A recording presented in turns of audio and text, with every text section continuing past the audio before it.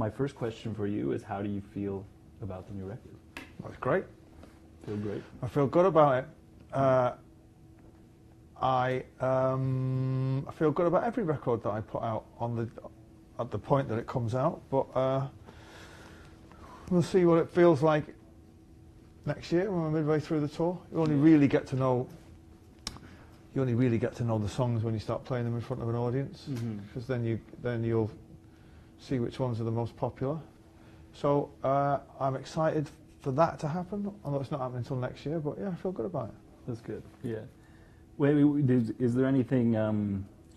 It's interesting. I mean, kind of coming back to record and always feeling good about whatever you're putting out. And so, how do you feel like this one fits maybe in your discography? It's just the next one. I mean, I don't really think about things like that. Yeah. It's just the next one along. Right now, as it's vastly different to anything that's gone before, I suppose it's kind of unique. But you know, in 10 years' time, it'll just be a couple of albums ago. So yeah, that's the way I look at it. But it's definitely at the moment, it definitely stands alone with all the records that I've ever made as being not a complete departure, but people will notice a significant difference. Mm-hmm. Yeah. Yeah, I guess, how do you expect fans to respond to this one? I think it'll be mixed. Yeah. It's always mixed. You know, I don't think I've ever put a record out where everyone has gone, oh, it's amazing. There's just, the percentages shift, you know what I mean? Mm-hmm. I'll be honest and say that from what I can gather already, it's heavily mixed. People either love it or hate it. And the funny thing is the people who hate it haven't heard it yet. Yeah, right. So they've just heard about it, you know, and they've heard about the French Girl, and they've heard about, you know, songs with very little singing in them, and electronic sounds and dance beats and all that kind of thing. So those people are not having it at all. But I think when it comes out, people are going to turn their views around, I think. Yeah.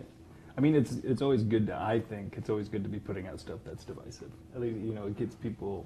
Well, to be honest, the first thing that went out was Holy Mountain, and I knew that was going to be divisive, and that was the point.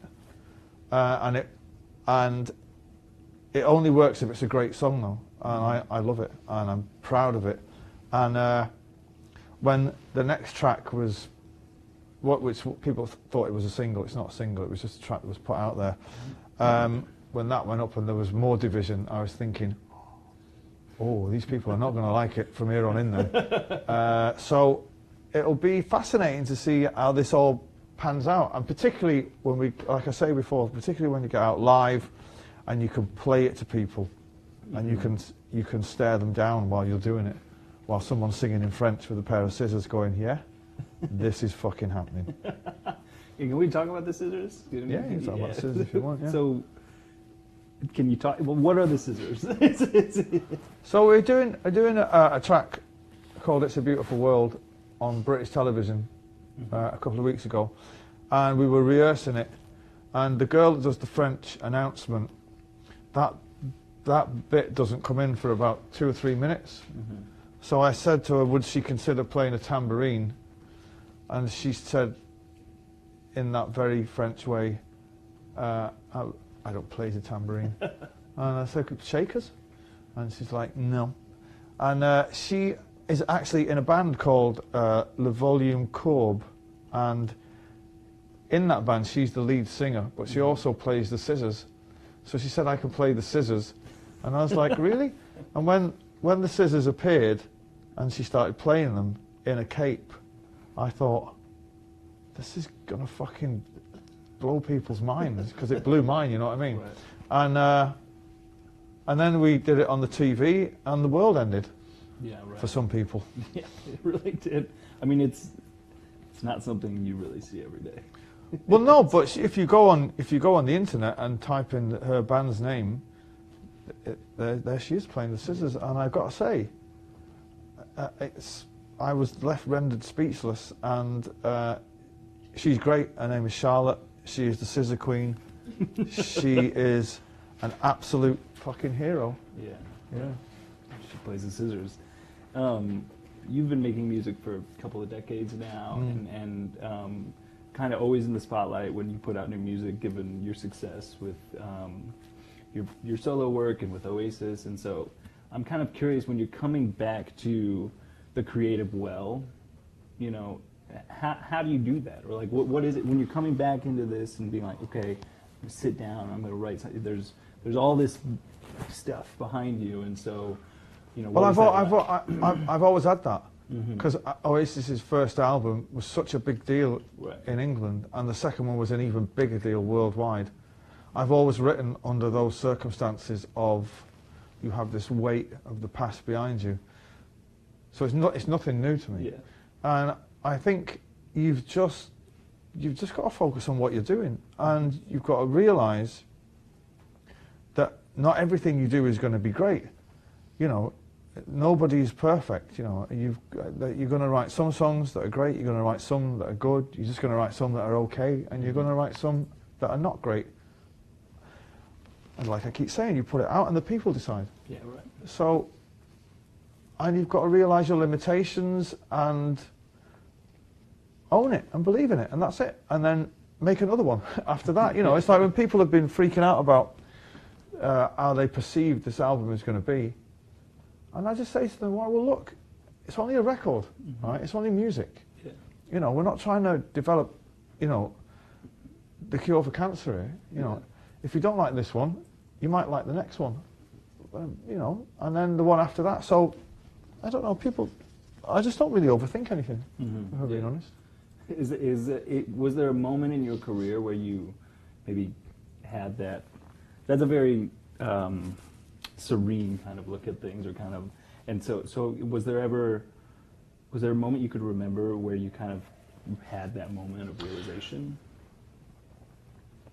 Well, I was just talking about the first two albums being a kind of weighed down, not weighed down by expectation, but they do carry a lot of weight of expectation. The upside to that is they're extremely successful. Right. So that in itself takes a bit of the pressure off, because you think, well, my first two records were two of the most successful British albums of all time. Yeah. If I never write another song after this, I've done more than most people. Yeah. So it depends how you weigh it up. You know, some people cannot deal with it at all, no matter what they do. They cannot deal with success or failure or mediocrity. Yeah.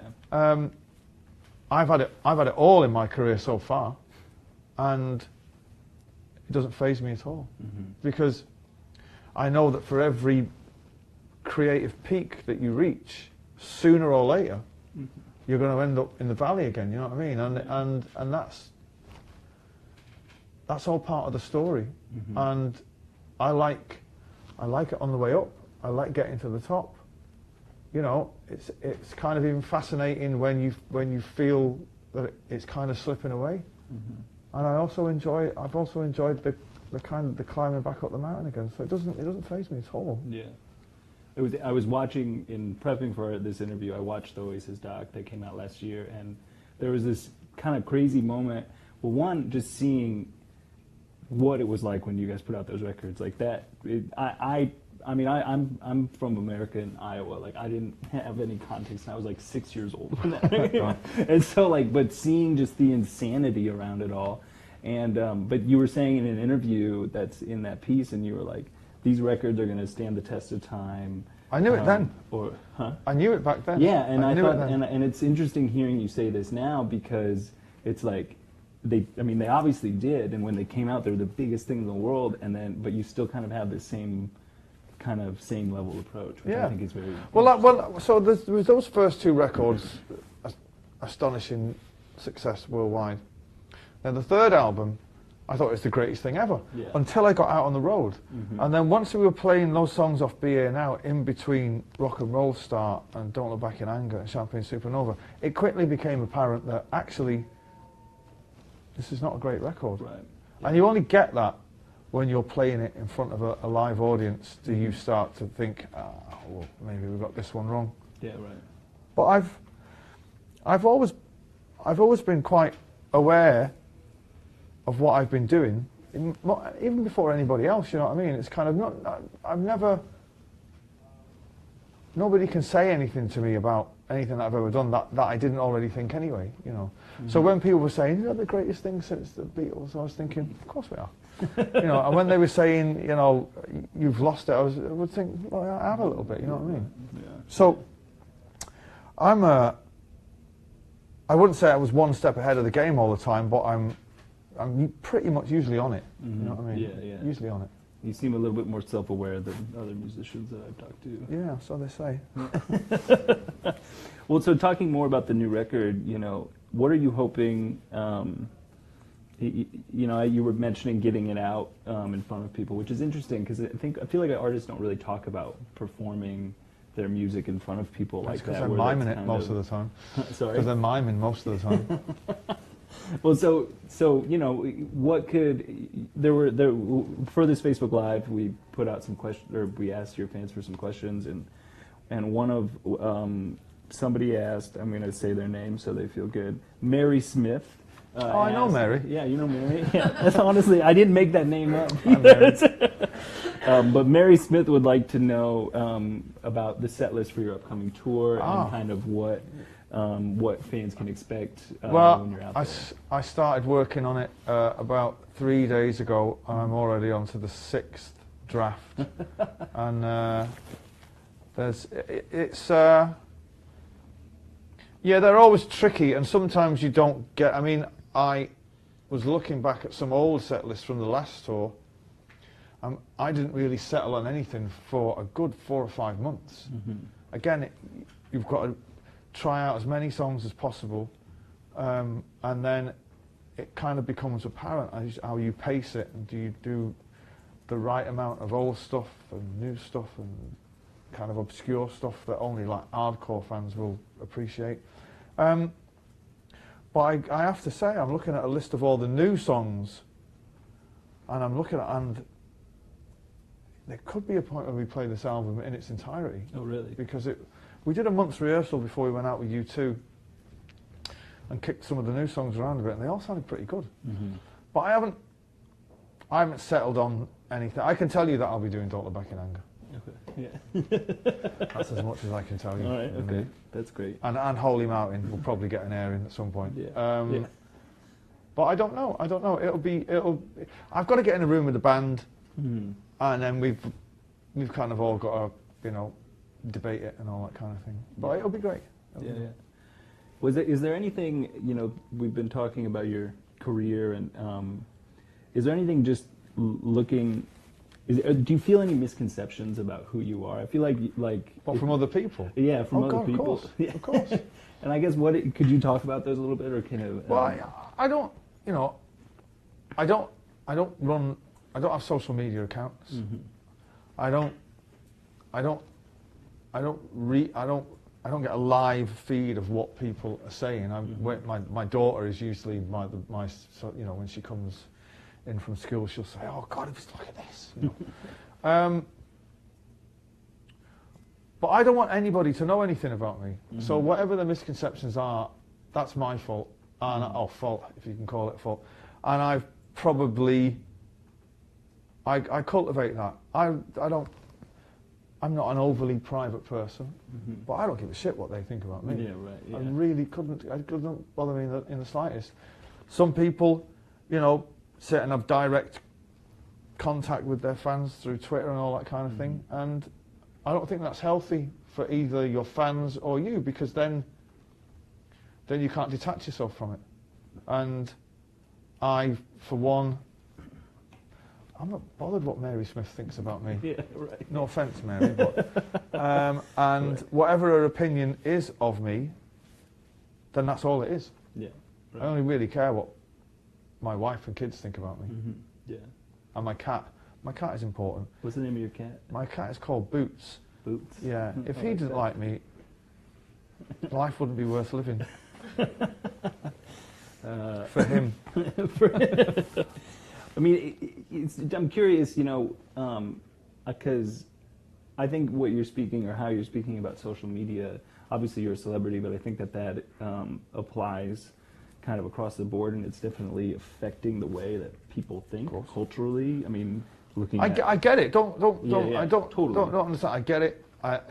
It's a huge thing now. My daughter is 17, and it's not her life, but that is young people's currency. I get it. It's not for me.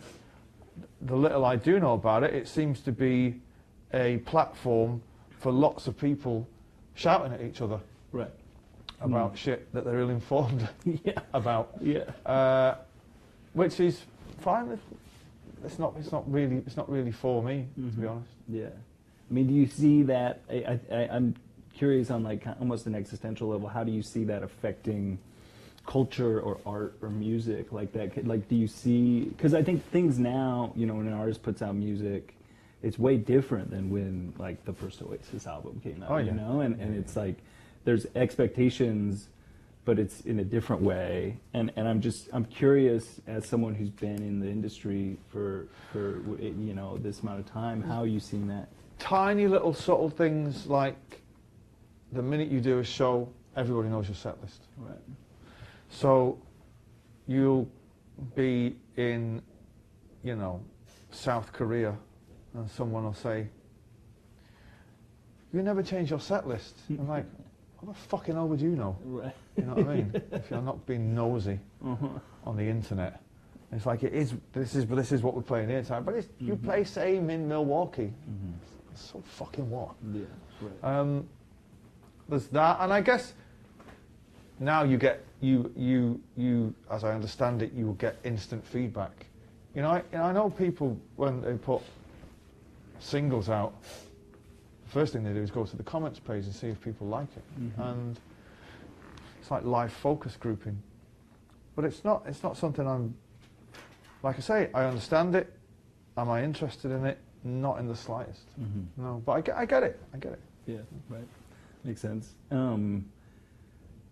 There was a headline floating around today or the last couple of days about a comment you made in an interview about how Kanye influenced your new album. So I wondered if you could talk a little bit about that. Well, we were in the studio the day that Fade came out, and I got very excited because I love that track. It's a very good song. I went to the studio and we were listening to it in the big speakers, and as we were being blown away by it, we started talking about that track, The Power, off whatever album it's off, I don't know. I'm not a huge fan of his, but I have got various tracks. And my producer said, "You should do a track like that." And I was like, "What? Like Kanye? Get out of it!" And if you play the two back to back, they kind of, you can see how The Power has influenced Fort Knox, and that was it really. Like the chanting of the girls and all that kind of thing. Yeah, right. And David, my producer, was saying, "Well, let's just pretend that you're doing this track and Kanye's going to come and put a rap on it." He never did show up. Yeah, no. Did you ask him? No, I don't know him. No, I don't know him. No, I don't know him. I'm not. If I was on a major record label, somebody would have made it happen, right? Yeah. And it would have been a big deal. But as I don't have a record deal around the world, I kind of I do my own thing. It's like, what am I going to do? How am I going to get Kanye's phone number? But if you're watching Kanye and you want to put a little rap on it, be my guest. I do like him though. I'm not. I'm a fan of him as a guy because he's fascinating as a dude. Yeah. And when he comes to England, he seems to step it up a little bit because his interviews are unbelievable. They're nearly as good as mine. And he's great. And some of it, actually, his good tunes are great. His good tunes are fucking great. But I mean, it's interesting, like, thinking about the record, because what we were talking about before we kind of went on, it's like, listening to it from my perspective, I think it's like, it's a very big record, and there's a lot of, it was a surprising listen, I guess, for me too, as well, because it's just like, it kind of seems to take like what I love about your music, but then kind of make it there's just all these layers, and it's kind of it's weird at times, and I think it's really interesting to be challenging yourself. And if you're talking about someone like Kanye, he's someone who like reinvents himself every record. And so I think, you know, I think it's really interesting to see you like kind of trying to not reinvent yourself, but like try out things that are definitely weird and maybe uncomfortable. David Holmes, when we decided we were going to make a record, refused to entertain any songs that were previously written. He said, "You're going to do this all in the studio." So it was born out of nothing. Interesting. And why did he say? Because that's just the way that he works. He wants to be there, and thank God, he was there, because what would happen? I would come up with something like a germ of an idea, and he would say, "Right, this is what was going to be this song," and then, metaphorically speaking, he would say, "But instead of you going down this route, why don't you just see what's over there?" Mm-hmm. And any time I would write something on top of a germ of an idea that sounded remotely like Oasis or anything I'd done before, he would stop and say, "No, you've done all that before."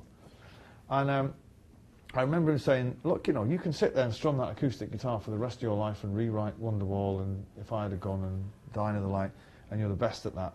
Mm-hmm. And you're the king, and your fans love you, and it's undeniable. So, but for this record, let's just flip the coin and see where it lands, Mm-hmm. And thank God, you know what I mean? Because if I could never have written a record like this before I went in the studio.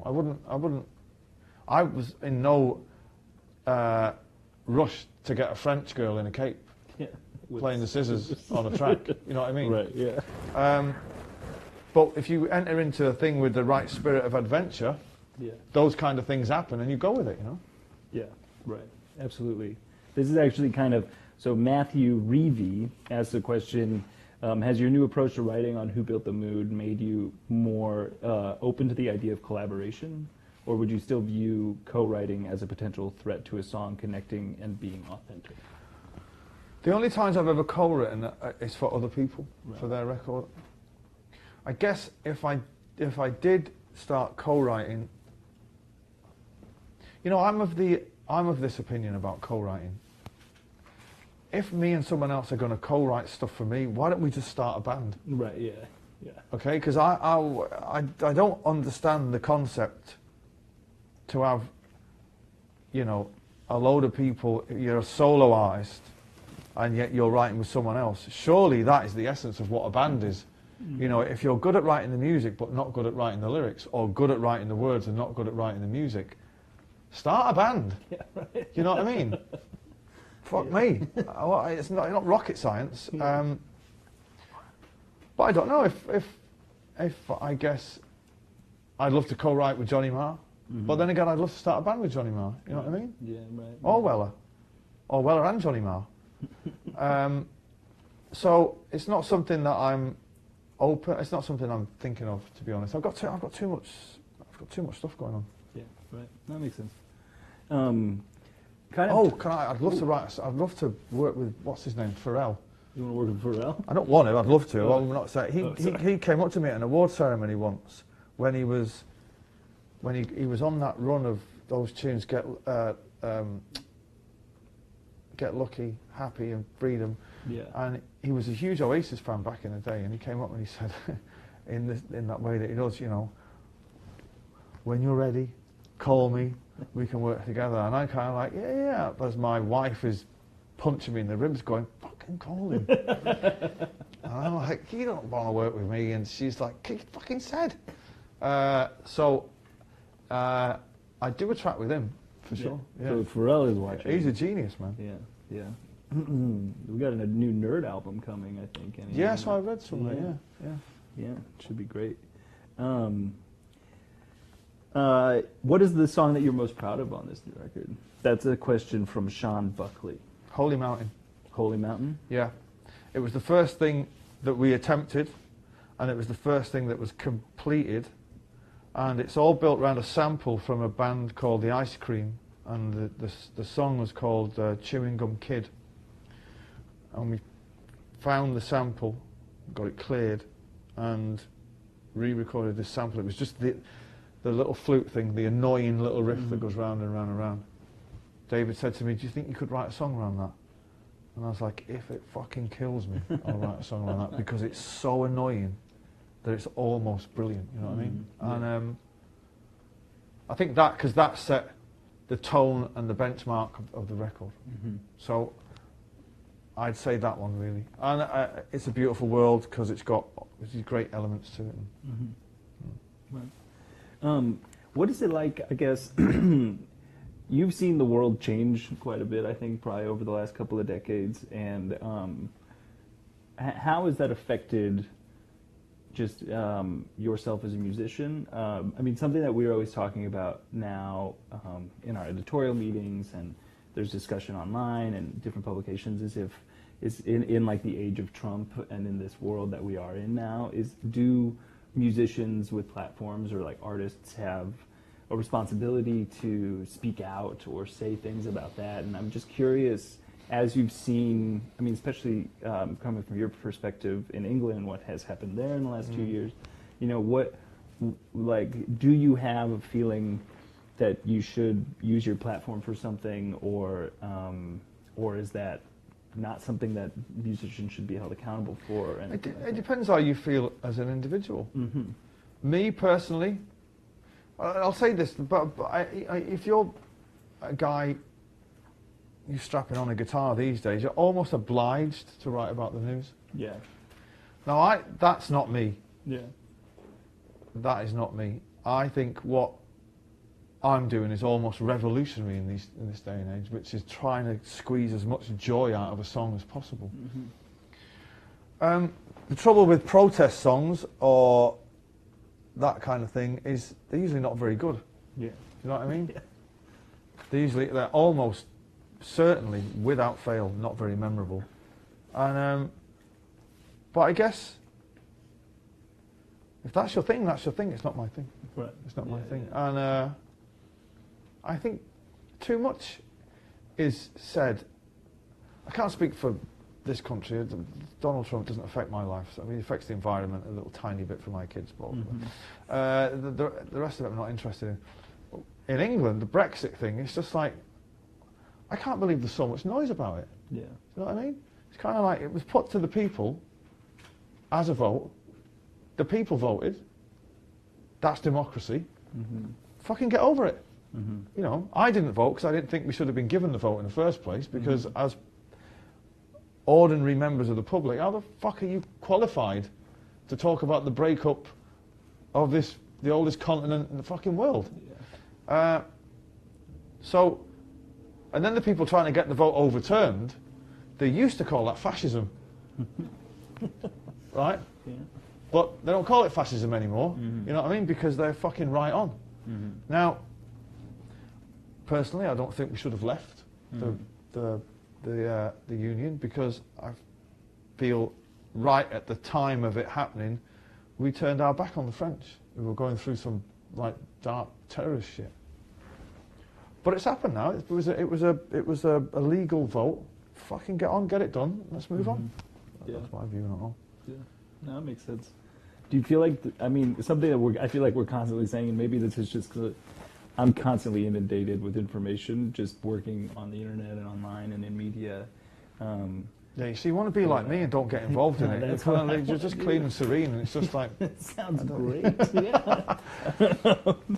But I feel like the world is going crazy a little bit. But you spend too much time on the internet. Yeah. There's too much chatter. Yeah. There's like... There isn't going to be an apocalypse. There isn't going to be an apocalypse. That little fucking fat guy from North Korea, he's not going to blow fuck all up. He's not. Yeah. You know, we have a problem with terrorism in our country. That's the main thing, is they're allowing bombers to roam the fucking streets in all the European, and they have the right to do it. That's the fucking sickest thing. They have the right to do it. The world won't end, though. You know, if humanity is wiped out, it'll be wiped out by a disease of some fucking kind. Do you know what I mean? That no one finds the cure for. But you live in here. Yeah, Donald Trump. Wow, It's fucking mind-blowing. But Yeah, like I say, I'm not an American, so I find it difficult to muster the passion for the debate that you guys have. Yeah. I mean, I think even people who live here are starting to have trouble mustering. I seen an advert on the TV this morning. It was like some guy is like trying to impeach the president. So it's like an advert to get it's like hashtag impeach the Trump or something. It's like, why? He's only going to be around for fucking 8 years at the best of times anyway. Yeah. So it's kind of, sometimes you've got to reach the bottom to realise where it is, you know what I mean? People spend too much time fucking bitching about politics. None of us really know anything about politics. Do we? Yeah. I don't know, fuck. I mean, do you know anything about, particularly really. American politics? I mean, what's a filibuster? What's that? That sounds like a make of dog. Do you know what? I can explain what a filibuster is if you want. I'm really not interested. Yeah. I can tell you. That makes sense. I think that's fair. I think it's interesting to think about it that way, because I think that there is something, especially with my generation and kids who are younger than me, like where I think like this, just the constant flow of information into our brains is like fucking with how we think. But my generation used to communicate through art, through music and art. Now your generation communicates through ill-informed misinformation and fucking shouting and exclamation marks and emojis. Yeah. Yeah. Do you know what I mean? That's how the youth communicate. Yeah. Whereas when I was growing up, it was, you had television, music, art, not even fashion. Nobody gave a shit about fashion when I was growing up. And that was it, You were forced, if you wanted a voice, you were forced to be creative. Now you can be somebody. You can be an internet superstar. Do you know what I mean? Yeah. Do you think, as someone who is looking at my generation or saying those things, like, how do you feel that that's maybe affecting the way that we think or make art, or like, do you have any fear for my generation or anything like that? Or no, like I say, my daughter's 17, and she is very, very switched on, and she's cool as fuck. And when she comes round to mine with her friends, they've got their own language. It is English, but it's kind of like, what are they talking about? Yeah, right. No, I don't. The new youth, this is just their thing, do you know what I mean? Growing up in a world of social media, the social media is their currency. Ours was completely different. So it's for someone who's lived, I was born in the 60s, raised in the 70s and 80s and all that, how it affects art, you can't really say whether it's good or bad, but it does affect art. And the internet is not all bad. Right. It's clearly the most astonishing fucking thing that's ever been invented in all of our lifetimes. Do you know what I mean? Yeah. And you see some incredible things like goats singing. You know what I mean? And did you say goats singing? Yeah, goats singing. Yeah, and who doesn't want to watch a fucking 45-minute video of cats fucking trying to get inside the TV? I mean, that shit's fucking unbelievable. Yeah. And but it does affect art, but whether it affects it for good or for worse is irrelevant, really. Right. Yeah. It's just how it is. Yeah, it's just how. Yeah. This is just how it is. This is the world in which we live. Yeah. No, it makes sense. I mean, is there?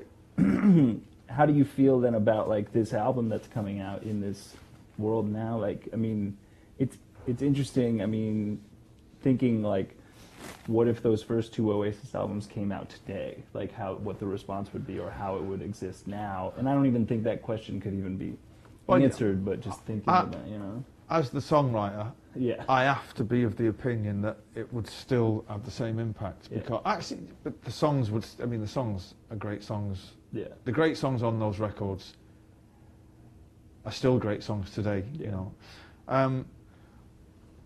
Oasis, it would have been different because when you watch the Supersonic documentary, the reason that all those people came to that gig in that field was through word of mouth.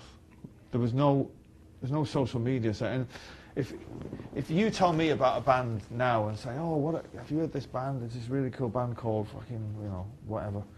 And within 30 seconds, I can have footage of them on the phone. Right. And you can instantly decide whether you like them or not through listening to the music through a tiny little speaker.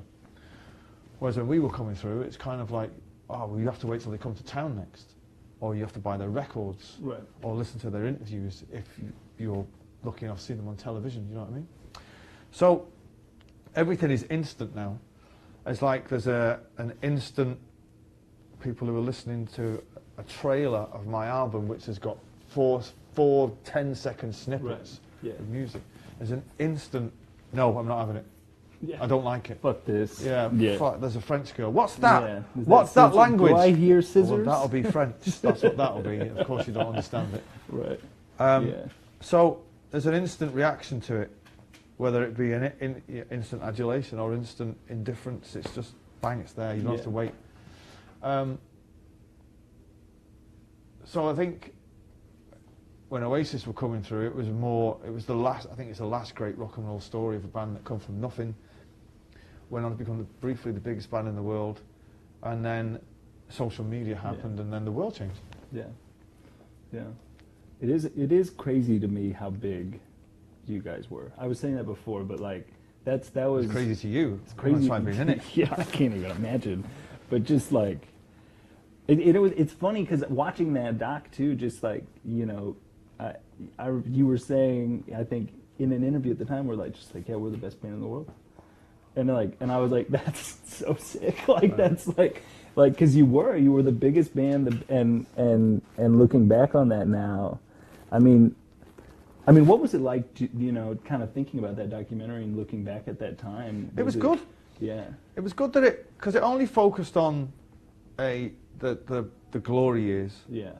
So you're not digging up, the other shit. Yeah. So it was good reliving all that time, but I'd made peace with it all anyway. Yeah.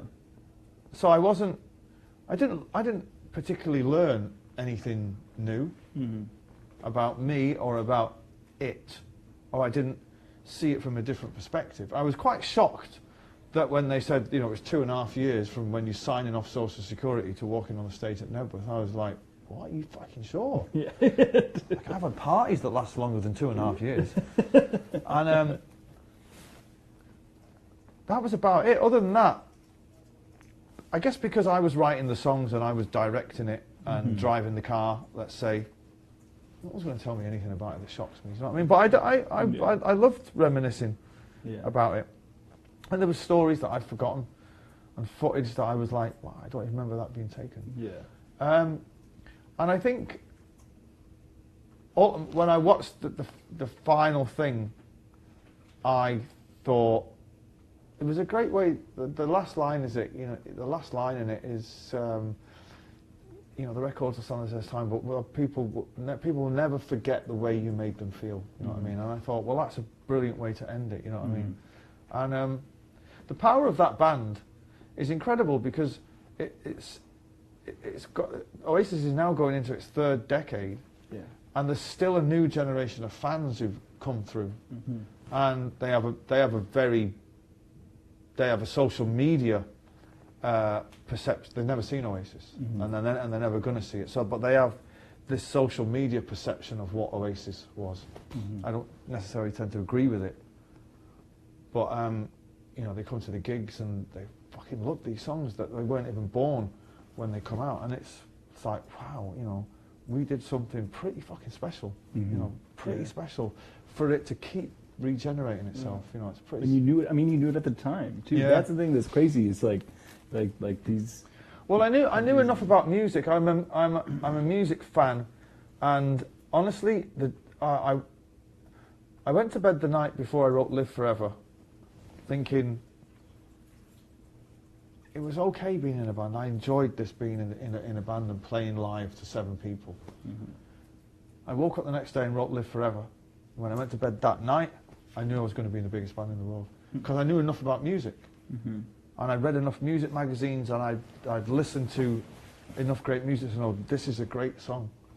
And if that's the benchmark, then fucking hold on to your hats. Mm-hmm. It's about to get pretentious.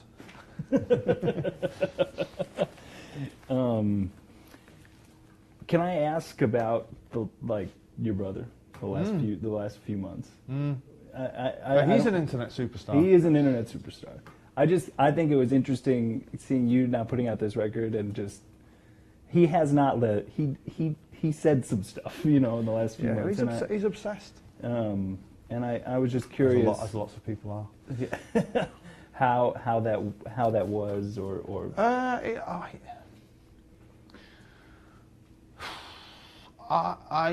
there's not enough hours in the day for me to get through the shit I've got to get through. Yeah. I don't know where he finds the time to sit on the fucking on Twitter. But it's clearly intoxicating for him. Mm-hmm. And I look at it philosophically. I'm here doing my thing. He's out there also doing my thing. He's promoting my records. And as long as he keeps filling out the little forms at the end of every gig and ticking off the songs that I wrote, it's all good. You kind of get, it's got to be a little. It's all good. Well, it is. It's nice to be loved and all that, but don't obsess about me. That's kind of creepy. Fair enough. Fair enough. Okay, well then maybe I don't know, how long have we been going? 30 minutes? Okay, maybe we'll do one last fan question here, which is from Amy Lipton. And it's about this new record, and it's, what have you learned most about yourself during the course of making this album? And the main thing that I learned was that I'm capable now of most things. I'm in the studio. I've learned to absolutely trust my instincts. I've learned that when it actually comes down to it, I'm quite fearless, in the sense that the people around me, when they were listening to Holy Mountain and It's a Beautiful World, this is not the people in the studio, this is the people that run my shit. I actually said that. I said that then. Mm-hmm. Runs my shit. We're kind of looking at each other going, there's a French girl on this record. And I'm kind of like, this is going to be fucking great. Mm-hmm. So I think that's the main things that I've learned, is to trust my instincts more, and that I'm kind of fearless when it comes down to it. Yeah. Yeah. Well, great. Well, thank you so much. Thank you very much. Thank you for tuning in. Who Built the Moon is out November 24th, and that's next Friday. Black Friday, I believe. Black Friday. Yeah. Wow, yeah. So you can line up at Target at midnight to get the record and trample somebody. Yeah, like the old days. Just like the old days. Yeah. Thanks for tuning in. Thank you so much. Appreciate it. Thank you very much. Thank you. Cool.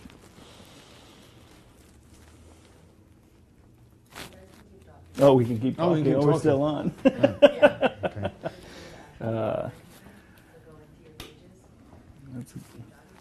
Well, we have got nothing left to talk about. We hit it all. We talked about everything. We talked about everything.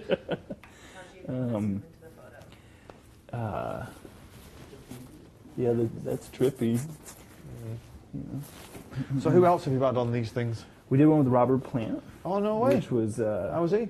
He was awesome. I did an interview with him a couple years ago that actually got pretty existential, and